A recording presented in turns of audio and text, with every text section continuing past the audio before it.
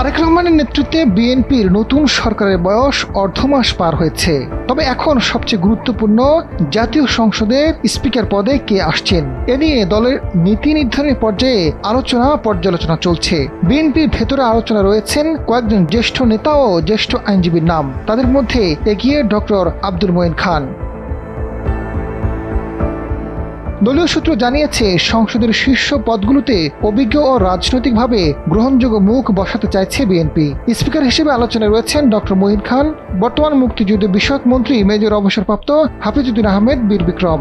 দুজনেরই সংসদীয় কার্যপ্রণালীর বিষয়ে অভিজ্ঞ গ্রহণযোগ্যতা রয়েছে। এর বাইরে আলোচনায় রয়েছেন সুপ্রিম কোর্টের জ্যেষ্ঠ আইনজীবী জয়নুল আবদিন। ডক্টর আব্দুল মঈন খানকে নতুন সরকারে স্পিকারের দায়িত্বে দেখতে চাইছে বিএনপির অভ্যন্তরীণ নেতারা। তিনি নরসিংদী 2 থেকে 5 বার সংসদ সদস্য নির্বাচিত হয়েছেন। বেগম খালেদা জিয়ার মন্ত্রিসভায়ও দায়িত্ব পালন করেছেন। দলীয় নেতা ও বিশ্লেষকরা মনে করছেন, স্পিকার পদটি শুধু সংসদ সূত্রে আইন ও অনুষ্ঠান পরিচালনা নয়, বরং বিরোধী দলের সঙ্গে সম্পর্ক, সংসদের কার্যক্রমের স্বচ্ছতা ও পার্লামেন্টের মর্যাদা রক্ষায় একটি বড় ভূমিকা পালন করে। এ কারণে অভিজ্ঞ ও স্থায়ী নেতাকে এ দায়িত্বে নিয়ে আসা গুরুত্বপূর্ণ। আলোচনা রয়েছেন মুক্তিযুদ্ধ বিষয়ক মন্ত্রী হাফিজউদ্দিন আহমেদ। তিনি 6 বার নির্বাচিত সংসদ সদস্য। তার দীর্ঘ রাজনৈতিক অভিজ্ঞতা রয়েছে। সংসদ পরিচালনার ক্ষেত্রে ভারসাম্যপূর্ণ ব্যক্তি হিসেবে হাফিজউদ্দিন আহমেদের নাম সামনে আসছে।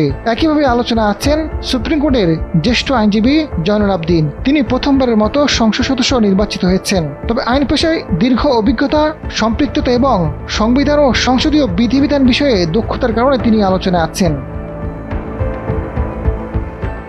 দলীয় একাধিক সূত্র বলছে, 12 মার্চ ত্রয়োদশ জাতীয় সংসদের প্রথম অধিবেশন বসবে। তার আগে স্পিকার ও ডেপুটি স্পিকার নির্বাচনের প্রস্তুতি নেওয়া হচ্ছে।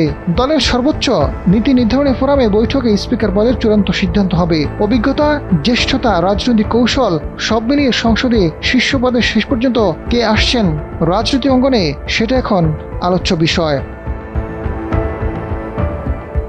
আজাদ ফারুক, সময়ের আলো।